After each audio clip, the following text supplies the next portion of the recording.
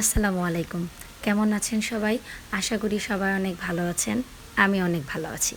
তো আজকের ব্লগটা সকাল থেকেই শুরু করছি। আজকে আমার ছেলের জন্মদিন। সবাই ওর জন্য দোয়া করবেন। তো দেখতেই পাচ্ছেন বেলকনিতে কতগুলো ফুলের চারা। সবগুলো আমার ছেলে লাগিয়েছে। মাশাআল্লাহ কত সুন্দর ফুলও এসেছে। ও এত সুন্দর করে গাছ লাগায় যেটা আসলে আমিও পারি না। তো মা ছেলে দুজন মিলে যাচ্ছিলাম ওর জন্য বার্থডে কেক কিনতে। সারাদিন এত বৃষ্টি ছিল যে বেরই হতে পারিনি। তো সন্ধ্যার দিকে যাচ্ছি আমরা দুইজন। হঠাৎ করে দেখি আকাশটা মেঘলা হয়ে এসেছে, এই বুঝি বৃষ্টি নেমে পড়বে। তো আমরা যাচ্ছি, তো ফার্স্টে একটা দোকান আমরা গেলাম, সেখানে আমার ছেলের কেক চয়েস হয়নি। তারপর আমরা আরেকটা দোকানে যাচ্ছি, দেখি ওইখানে আমার ছেলের কেক চয়েস হয় কিনা। তো এই তো দেখতে দেখতে আমরা প্রায় চলে এসেছি। আমরাও গেলাম আর দোকানের কারেন্টও চলে গেল, মানে কি একটা ভয়াবহ অবস্থা। তো এই তো আমার ছেলে কেক দেখছে, সে কোনটা নেবে। আসলে বাচ্চাদের চয়েসই ফার্স্ট প্রায়োরিটি। তো ও পছন্দ করছে।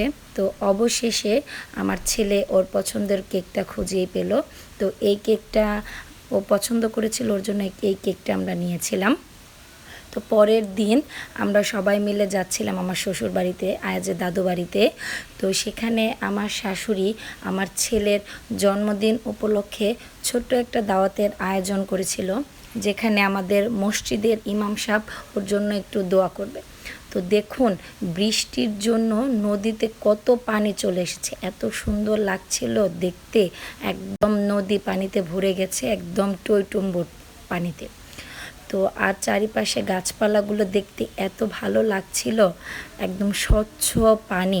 তো এই তো প্রায় দেখতে দেখতে আমরা প্রায় চলে এসেছি আমাদের বাড়ির কাছাকাছি। তো আমরা এখন নামবো। তো এই তো আমরা আয়াজের দাদু বাড়িতে চলে এসেছি। তো এসেই দেখি আমার শাশুড়ি আমার ছেলের জন্য অনেক কিছু রান্না করেছিল।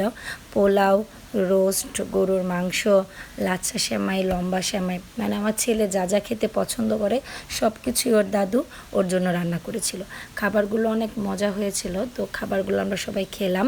খাওয়া শেষে এই তো আমার ছেলে কেক কাটে বসেছে ওর কাজিনদের সাথে।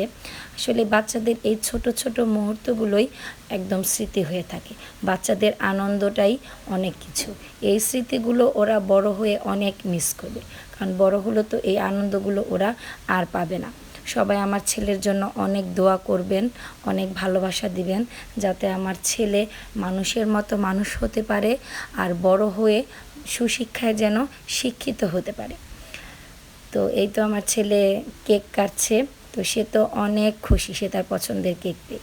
তো আজকের ব্লগটি এ পর্যন্তই। সবাই ভালো থাকবেন, সুস্থ থাকবেন। আসসালাম।